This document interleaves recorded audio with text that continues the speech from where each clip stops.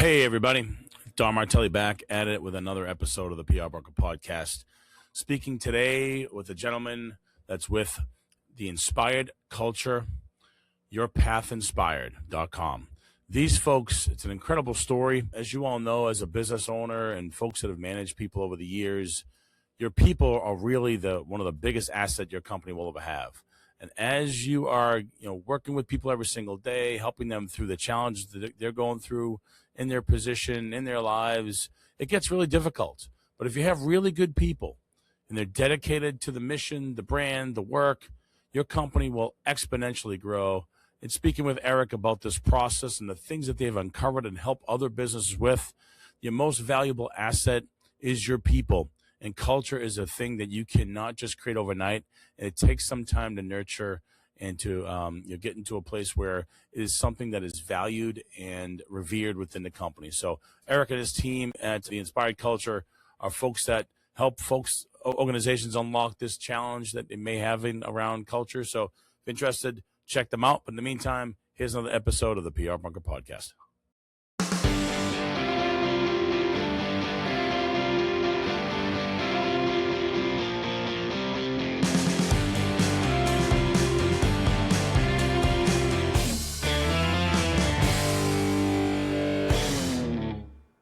What's up, folks? Welcome back to the PR Bunker. Excited for this session today with my buddy Eric Himes, who is going to inspire you. He inspired me, which is why he's here. The works that he does for the companies he works for inspires folks to basically invest in their employees. And it's a really interesting story. I felt it was kind of interesting to have him on here because it's a little non-profit-y, but it's also very corporate focused and culture focused. Eric, it's a pleasure to have you here down in the PR Bunker. And I apologize for my raspy jazz singer voice, but I'm getting over a cold, but I don't have time to be sick.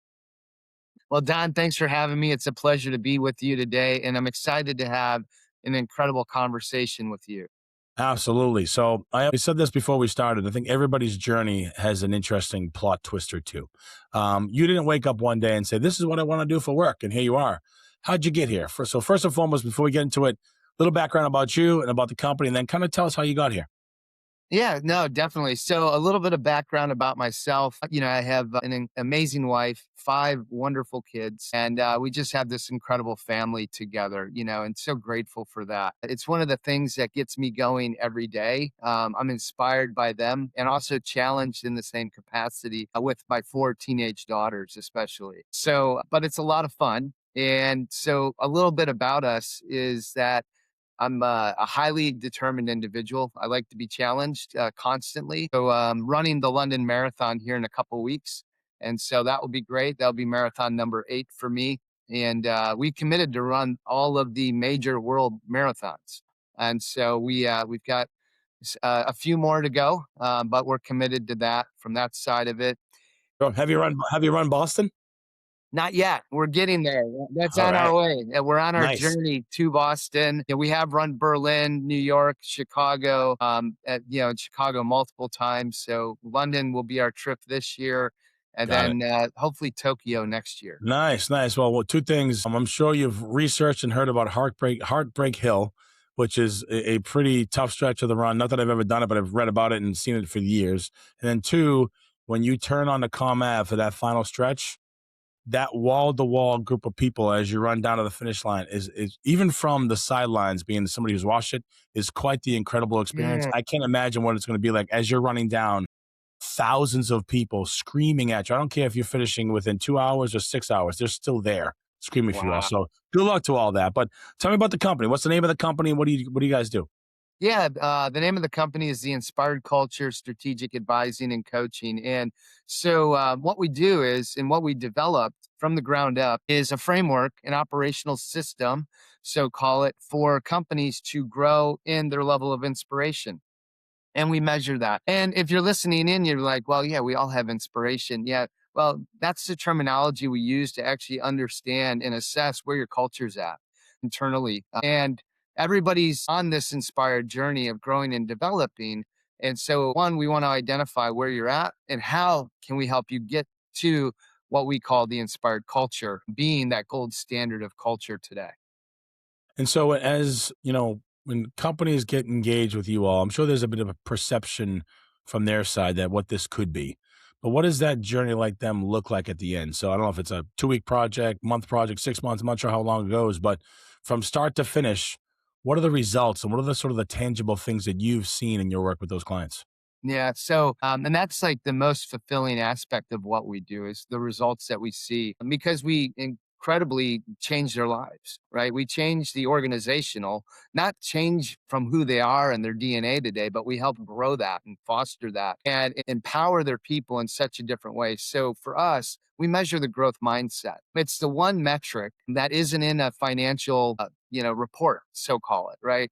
Or a KPI or any of that, but we believe nothing happens without our people. But we also don't know where our people are really at because annual reviews aren't enough to check in and give feedback or even quarterly reviews because growth happens every day. Um, and we hope, and everybody hopes that people are growing, but they actually don't have a way to monetize. Are we growing or to validate we have grown? And so through the systems that we use in the inspired culture framework, the tools, how we do our methodology and all those things to teach and coach holistic leadership. In that, we also measure the growth mindset. So now we get visibility of where we're going, we get an alignment, we get our purpose, and our teams become intrinsically motivated. Those intrinsic teams create incredible impact for organizations. And I know that maybe people listening in, oh, our people are intrinsically motivated. And maybe some of them are. But what I can tell you is if we're not intentional to get them to where we need them to be for them, they're not going to win at home, personally or professionally, the organization isn't going to win either. So the system we designed helps individuals win on all fronts. And so now we're intentionally as leaders and organizations investing in our people. Why? Because if their home life isn't great, they're never going to bring their best to work. And so we're missing out on investing in making sure that they're going home ready to go home, leaving work behind so that when they come the next day, they're ready and charged up to be here and present at work. And so it's this change and pivot of not what you can do for me as a leader, but how can I invest into you for your growth and development? Sure, that's great. Sounds incredible. Sounds like sure every assignment you all do, you learn a few things, right? And sort of adapting, applying. Get into the weeds a little bit. Like what's are they working sessions, one-on-one sessions? Like give us a couple sort of tactical examples of what this looks like. Yeah, so we start every organization out with our assessment, right? We need to get a pulse, and then after we get that pulse, we do some leadership interviews because we need to understand. Okay, this organization they're engaged. We're doing this together, so we interview every leader that's in the program for an hour to get to know them. After we do that, we go through a vulnerability assessment along with a personality profile. The vulnerability assessment we use is to help us see more about what's going on and some of the diagnostics that are happening in the background of the leadership. From there, we do workshops. So we'll do the inspired culture workshop. And then after we go through the workshop side of things, we get into one on one coaching and development. And we then bring forward our operating system, the Inspired OS, for people to operate in where they have their vision organizationally, their OKRs, their objectives and key results, the habits that they want to develop and how they want to win. And through all of those metrics, we drive out the growth mindset score for not only the individual, but the team and the organization. And we could do that by physical address. So, say there's more people in a building and they have multiple people they report up to, but we can tell you now where the mindset is at of that group of individuals, which from a leadership standpoint, I'd want to know because now I know how to invest my time intentionally Yeah, and I exactly. can address what's needed and where it's needed. Exactly. What kind of organization, size wise, revenue wise, industry wise, is sort of prime for this sort of work? Yeah. So this sort of work is for actually any organization. We have the capacity to serve those with 150,000 employees or three. So we have the capacity to do it which way the operating system, our tools, our platform serves the masses or the organizations that are growing to become the masses. So anywhere, anyhow, Got it. very Got it. simple. And it's clearly it can be a global business, right? Because you can do this for any company anywhere around the world, which is fantastic. So let me ask you this from I guess a business slash personal perspective. I mean, what fuels you to do this? I mean, because it sounds like you're one intelligent guy, creative guy, entrepreneur. You can do a million things, right? In terms of what you studied, your background from an educational standpoint, why this role? Why this job? Why this work? What fuels that passion in you? Yeah, my belief is that we have learned from leaders for a really long time, and our learnings, they're not bad. But what's happened is this baton has been handed off, and leadership's been caught and not intentionally learned. And so what we're doing is we're all chasing, many of us chase financial performance outcomes because we can measure those. But there's a cost to the individual that's, there, all of us, right? Leadership, and I believe everybody's a leader in an organization, but there's a cost to all of us working 60, 70 hours to making it happen for the business while we're losing everything else that's more important at home, being our family, our kids, those relationships that are invaluable because we're not intentionally investing into them. Why? Because we can see our growth trajectory at work, but we can't see our growth trajectory at home necessarily because that's our house. This is what we have. But there's also work required to have an incredible marriage. There's also work required to be an incredible dad or an incredible mom with our kids, right? We just don't have them. And then there's this transaction. So the purpose and passion for me is my story, right? I climbed the corporate ladder. I gave everything I had at the cost and expense of all those things. And I said, there's got to be a different way, right? And so God put it on my heart to say, hey, we need you to do this. This is the work I have for you. You need to bring a model into corporate America to help corporate America see some things that they're not seeing today. And also to show them they can still accomplish all of their goals they want to, but care for people differently in the process. That's And great. so we're bringing that alignment to say you can get all these things, you can have hyper growth.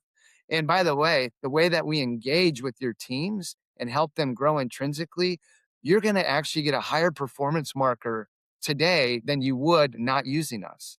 Wow. And that's a proven path forward. Yeah, I love that. And clearly, a lot of this stuff can be kind of squishy, and it's not like I'm going to make this widget. Here's a widget. And as you were having conversations with clients, I'm sure they're asking about return on investment, which you just touched upon. I love to talk about ROI through like actual stories and anecdotes. So I'm sure you've got a million examples, but any examples you want to share that says like, I remember working with company X and Don Martelli here, whatever examples you have, I'd love to hear kind of one of those anecdotal stories, which would be kind of put a nice little bow on that little part of the story. You bet. Yeah. So we have a client. They've been with us now for, we're going on year three. Oh, wow. And so they haven't left. And that's the funny thing. These organizations get engaged with us.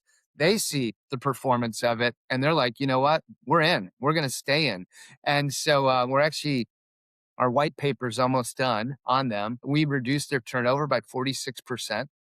Wow. We had put millions to the bottom line for that. The productivity value has gone up from a one to 2.25, 125% increase in productivity, same amount of hours worked.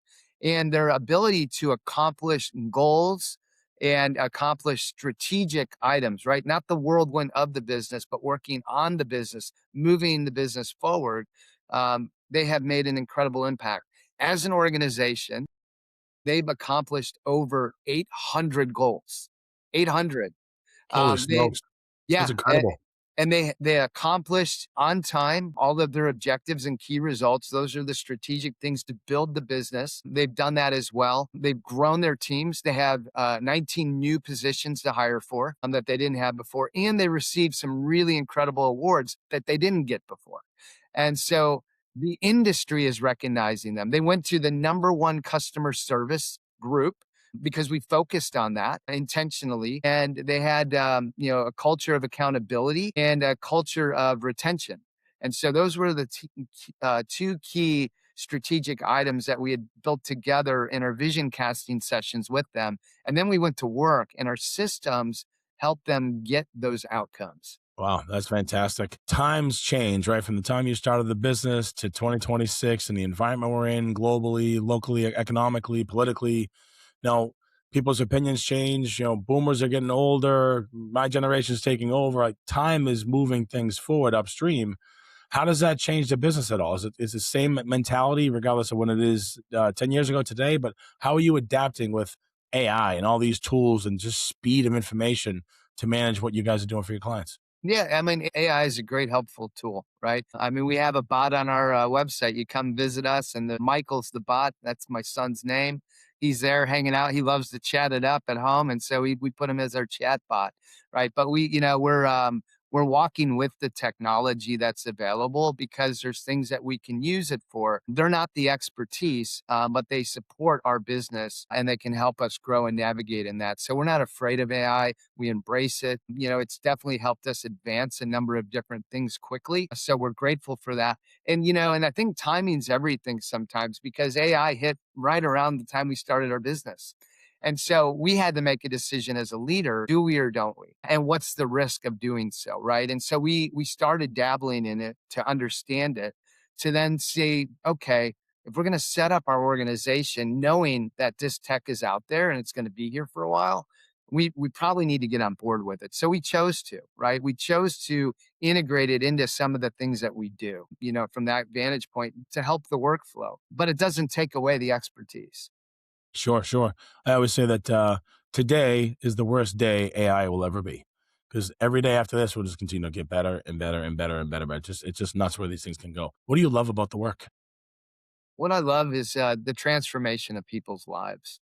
Our goal, we have a mission, and our mission is to touch a billion people, 1 billion. And I've committed the rest of my life to this work. And so I'm here until 95 years of age. That's the commit working in the business Nice. because I love it so much, but we want to make an impact and we want to make an impact that's lasting, not only for organizations, but people in their homes. Right. And so we're really excited about that. We will be releasing our first book in August on the inspired culture framework. So people can read about it, understand the tools, the equations, the formulas that we do, giving you the playbook to execute. So be it on it. So that will be coming out. But we want to get all these tools in place to really impact people to say, hey, just because it was doesn't need to be now what it will be. We have the decision and the ability to make the change and really be inspired to do that. And I want to go back to one of the questions that you'd asked earlier, Don. Does it change from generation to generation? So the key components that we use in our formula and our model are everlasting. And so they're the things that we need as humans internally, and it's the same things that we need all day. And so those components are what makes up the basis of who we are and how we want to invest in that. And a lot of that's, in and around relational growth and development, intentional focus, growing, right? Growing into who we're to become, right? That journey never ends. And so, but we could either be accidental or intentional, right? Or we can allow the world to take from us, or we're going to choose the path Sure. that to go on in that. So those are some of the ingredients behind the scenes of what helps us move people. That's great. Love the goals, love the passion, love the focus, and I'm sure it's also personally fulfilling at the same time. Clearly, you've grown and scaled a successful business, and human relationships are going to continue to be complex, more so just with information and everything else. What's next for the company? Where are you headed? Yeah, so our operating system, we have 50 more revisions to make. So 50 versions. So we're just getting started That's a lot. in what we're doing. I know, but we've already mapped the whole thing out because we understand what the operating system needs to do.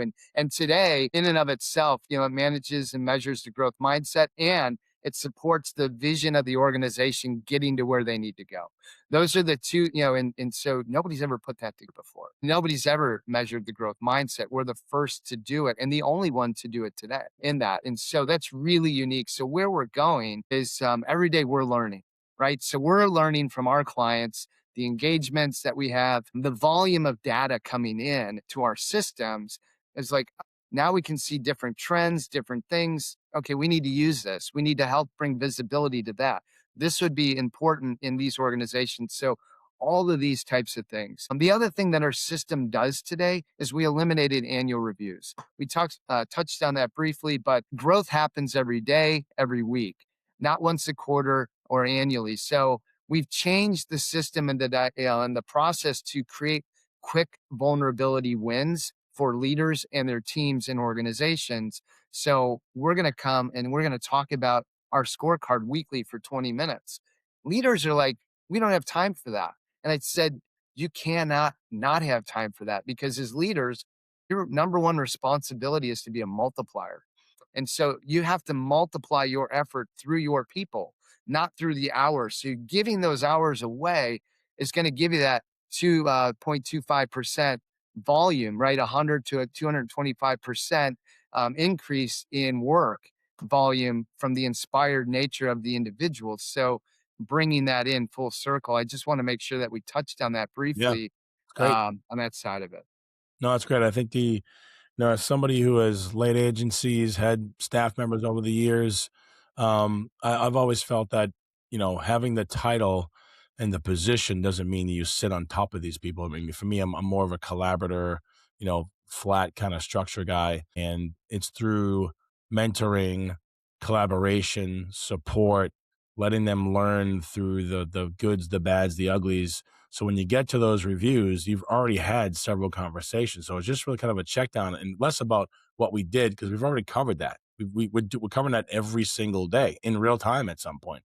So when we get to those kind of crescendo conversations, it's like, hey, you've kicked ass this year.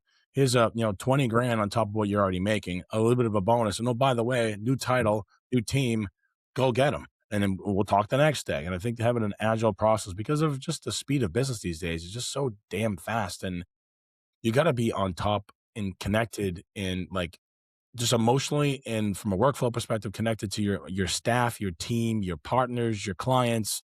I mean, I'm sure you treat your clients like their partners or like your colleagues, and that's exactly what I do. And that's how I approach my work with Alignable. It's why we end up getting met, because we met through Alignable. But it's that human to human connection and helping people get through that journey. Because if I knew the things I know now when I was 22, 23 years old, I'd do a lot of things Yeah, differently. of But course. it's great to be able to share that knowledge and have a process and systems like that to kind of help companies do this better. Because you're right, the biggest expense a company will have is their people, and you've got to invest in your people, because if they really love what they do, love the environment, they feel like they're heard, seen, and taken care of, and inspired, pun intended, they will stay, and you'll have a massive impact like you've shown. So if people are interested in getting engaged with you all, how do they find you? How do they find the company? What's the next step? Yeah, I mean, so finding me, you can email me directly at erichimes24@yourpathinspired.com. Our website is www.yourpathinspired.com. So come check us out. You can connect with us in a number of different ways. So that's getting that in touch with me directly. We have a number of team members here too. And so, any of us would be more than happy. We're a national business today. We have people all over the country. So, locally, if you want to meet with one of our team members, we could set that up as well. Yeah, face to face, and with these kinds of conversations and the work that you do is probably really important as well. Because the digital stuff is great because we can do volume of conversations, but this sort of stuff, human to human, is really important in person. How about from a networking perspective? Where can people find you? LinkedIn, Alignable, wherever else? Okay, Yeah, LinkedIn, Eric Himes, LinkedIn, or yeah, you'll find us there on that. We have a YouTube channel for our TV show, awesome, cool, The Inspired Culture, so you can find us there as nice. well. And you got a book coming out. When's Yeah, the book coming out? so in August, yeah, so we have a book coming out on the inspired culture. We're really excited about that. The heart behind it was we want to get this methodology out to everybody we can possibly get it out to. It will, from what our publisher says, and they've published a number of books. They've highlighted that this will be a pretty good leadership book for people to learn and read and take back with them. All right. So one last question that I typically ask from time to time, and I feel it's appropriate for this. In 15 seconds, describe how you inspire companies to do what they do better. In 15, I'll do it in 3. Oh, We there you give go. them we give them eyes to see. Give them eyes to see. Look at that. Just dropping the microphone and walking off the stage. Love that. Fantastic. Well, Eric, it's been a pleasure to one, to get to know you, two, to have this professional relationship you and I are starting to build. I think the work that you're doing is incredible because I think, people make the world go around, if you will. And if you're a business owner, whether you have one employee, 5,000 employees, you are struggling with a culture which you cannot create. It's generated through your people and conversations. Absolutely check out Eric and his team. But I do appreciate you stopping by the PR bunker and having this conversation. Don, it's been a pleasure to be here with you today, too. You're a great host and grateful for the opportunity. I appreciate you, my man. Take care. Thanks for tuning in to the PR Bunker podcast, where we go beyond the headlines and into the trenches with founders, builders, and operators making real moves. This show is brought to you by the PR Bunker, a strategic communications agency helping mission-driven and impact-focused organizations cut through the noise and tell stories that matter. Want to learn more? Head to prbunker.com and subscribe to the Bunker Briefing, our monthly email newsletter packed with a 45-second read that's stacked with value. We're talking practical PR and communications insights, networking tips, and strategies to help you navigate the moments that matter. If you enjoyed this episode, be sure to subscribe, leave a review, and share it with someone who needs to hear it. We've got more raw, real conversations on the way. So stay locked in. Until next time, keep building, stay resilient, and remember, momentum favors the bold.